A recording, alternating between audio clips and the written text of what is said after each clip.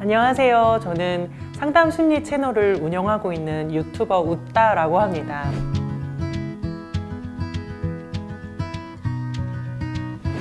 오늘 이렇게 서울시 어린이집 선생님들에게 영상을 찍는다고 해서 제가 너무나 영광스러운 마음으로 달려왔어요. 제가 정말 존경하는 그 직업군 중에 하나가 어린이집 선생님이거든요. 저도 아이를 키우는 엄마지만 아이 키우는 것만으로도 정말 고단하고 힘든 일인데, 우리 선생님들 직장에서 이렇게 대인관계 속에서 많은 감정과 경험들 하시면서 스트레스도 많으시겠지만 또 일하시고 가정에 돌아가셔서 가정원들을 대하시면서 오는 또 거기서 오는 여러 가지 감정의 갈등들이 있으시잖아요. 우리가 이런 것들을 잘 다루는 법을 배우는 건 굉장히 중요하다고 생각해요. 이렇게 내 마음을 잘 돌보고 다룰 줄 알아야 우리가 직업 생활을 하면서도 더 많은 행복감과 보람 속에서 일을 할 수 있지 않을까 생각합니다. 그래서 저는 오늘 우리 선생님들에게 어떻게 하면 감정을 잘 다루고 해소하고 또 표현할 수 있는지에 대해서 팁을 좀 말씀드리고 싶어요.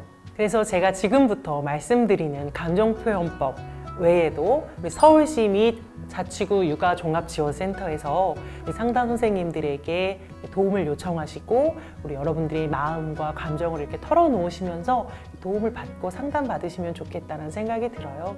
한번 추천해 드리겠습니다. 그러면 지금부터 제가 감정에 대해서 좀 간단히 말씀을 드리려고 하는데, 우리 감정이라는 것은 다 우리에게 주는 메시지와 신호가 있어서 찾아오는 것이거든요. 그래서 모든 감정은 이유 없이 찾아오지 않습니다. 두려움, 불안, 슬픔, 분노, 그 메시지를 잘 들으면 나를 지킬 수 있고 상대방도 지킬 수 있고 또 나를 힘들게 하는 이 문제들을 해결해 나갈 수 있는 어떤 그 실마리를 찾을 수 있거든요. 근데 만약에 이걸 회피하고 억압하고 모른 척 한다면 문제는 점점 커지고 내 몸속에 쌓이게 되면서 굉장히 다양한 신체적인 질병과 심리적인 질병들을 유발할 수 있게 돼요.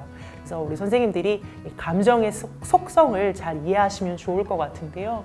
이 감정은 저 하늘의 구름처럼 지나가는 습성이 있고 바람처럼 흘러가는 속성이 있어요. 어느 날은 바람이 차갑고 어느 날은 먹구름이 끼는 것처럼 어느 날은 내가 좋아하는 감정, 어느 날은 내가 힘든 감정 이렇게 다 지나가지만 문제는 다 필요하다는 것이죠. 그런데 이 감정을 흘러가게 두려면 그만큼 그때 지혜롭게 잘 표출하고 해소하면 건강하게 지나가는데, 이걸 해소하거나 표출하지 못하면 계속해서 내 속에 쌓이게 돼요. 우리 한국인은 특히나 더 많이 쌓이게 되는 화병이라고 하는 것도 있을 만큼 굉장히 표출하지 못하죠. 이유는 상대방에게 피해가 될까 봐, 그리고 갈등을 싫어하기 때문에 싸우지 않기 위해서 나만 하나 참으면 되지 하면서 계속 삭히게 되는데, 이것은 결코 좋은 방법이 아니라는 것을 말씀드리면서 어떻게 하면 우리가 지혜롭게 싸우지 않고 갈등을 일으키지 않고 감정을 잘 해소할 수 있을지 지금부터 말씀드릴게요.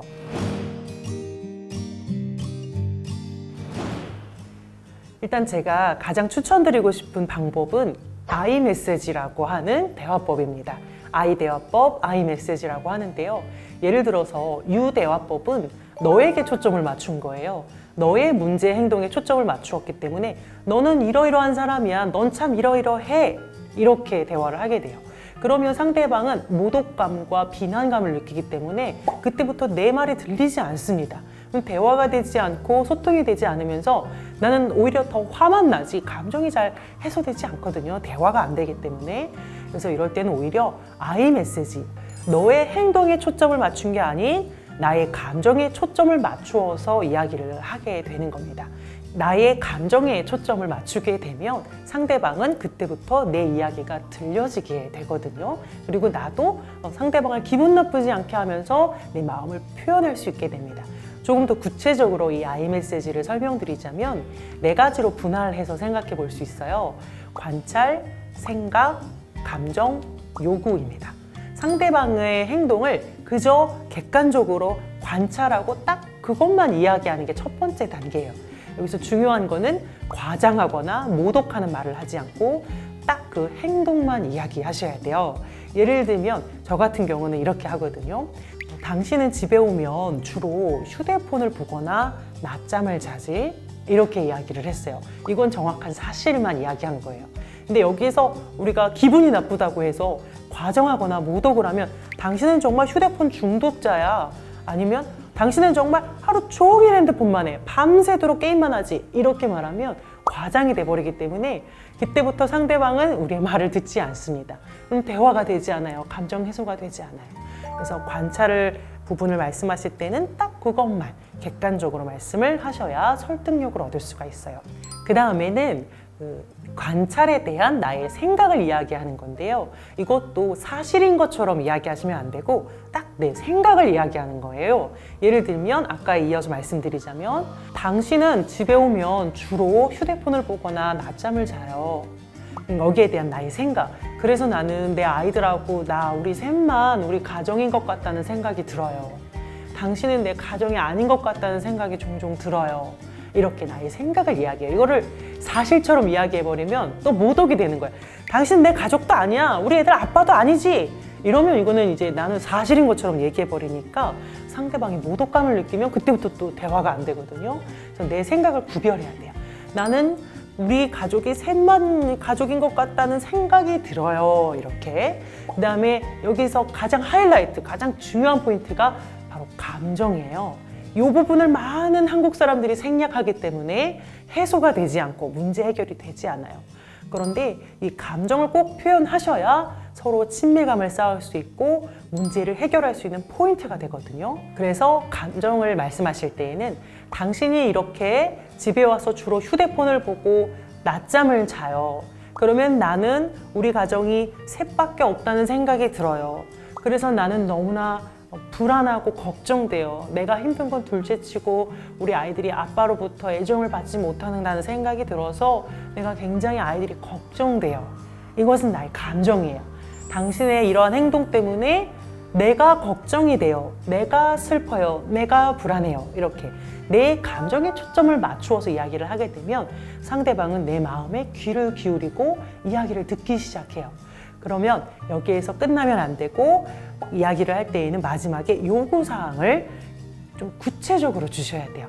그러니까 우리 앞으로 잘해봐요 이렇게 하시는 게 아니라 구체적으로 휴대폰은 저기 거실에 두고 누워서 놀아주지 않고 앉아서 아이들에게 온전히 집중해주는 20분 정도만 가져주면 좋을 것 같은데요. 당신은 어떻게 생각해요?